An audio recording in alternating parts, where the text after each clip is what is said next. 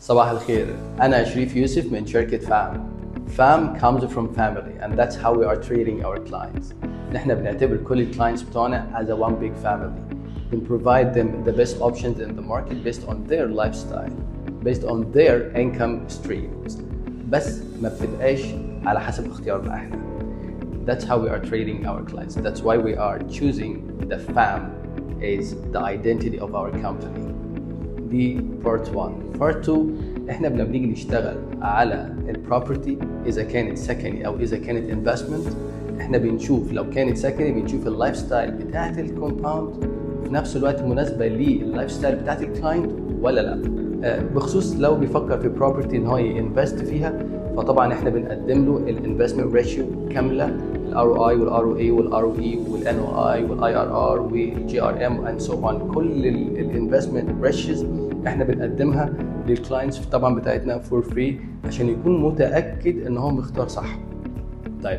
طب يا شريف، انت اصلا بتختار انت والشركه ازاي البروبرتي؟ احنا بنعمل 3 حاجات قبل ما بنختار البروبرتي بتاعتنا. اول حاجه بنعمل حاجه اسمها فوركاستنج، بنشوف المنطقه دي او الاريا دي هتروح فين بعد 4 سنين، وهل هيبقى الكومباوند ده مناسب للكلاينتيل بتاعنا ولا لا. دي حاجه خاصه مثلا بالكومباوند. لو بنفكر في الانفستمنت بنحطها على حاجه اسمها الانفستمنت ريشيو اللي احنا لسه متكلمين عنها، والفوركاستنج بنضيف عليها كمان حاجه اسمها البانل شيت. البانل شيت ده مستوى رضاء العملاء على المنتج ده اخر 4 سنين عامل ازاي.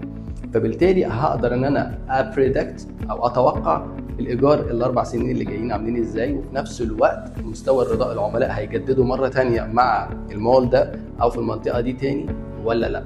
فدي حاجه مهمه جدا. كل ده تحت حاجه اسمها الماركت ريسيرش، ودي ثالث حاجه. الماركت ريسيرش ده اللي احنا بنفكر فيه ازاي، بنفكر اللي هو هي حته الكومبيتيتورز.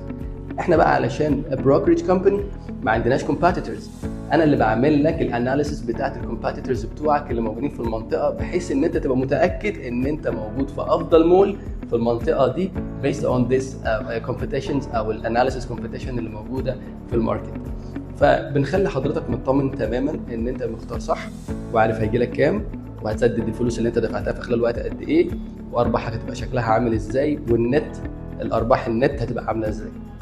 عشان دي ما حدش بيتكلم فيها، لان طبعا بيبقى في مصاريف على العقار. لو كان حضرتك انفستمنت، طبعا لو في شركه اداره هي اللي بتدير فبتاخد نسبه. بوضح لحضرتك كل التفاصيل دي كلها، وبقول لحضرتك النت بروفيت بتاعك هيبقى عامل ازاي.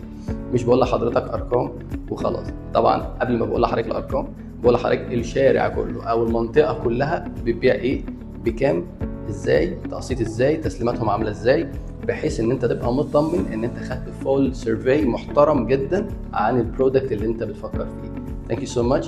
This is Fam. لو انت حابب ان انت تكون في الاسره بتاعتنا او تبقى one big family بحضرتك اكتر، يا ريت ما تترددش ابدا ان انت تسجل معانا على الارقام الموجوده دلوقتي، ونقدر نساعد حضرتك اذا كان سكني، تجاري، اداري، طبي، فندقي، او حتى عمارات منفصله في القاهره الجديده او في شرق القاهره بشكل عام.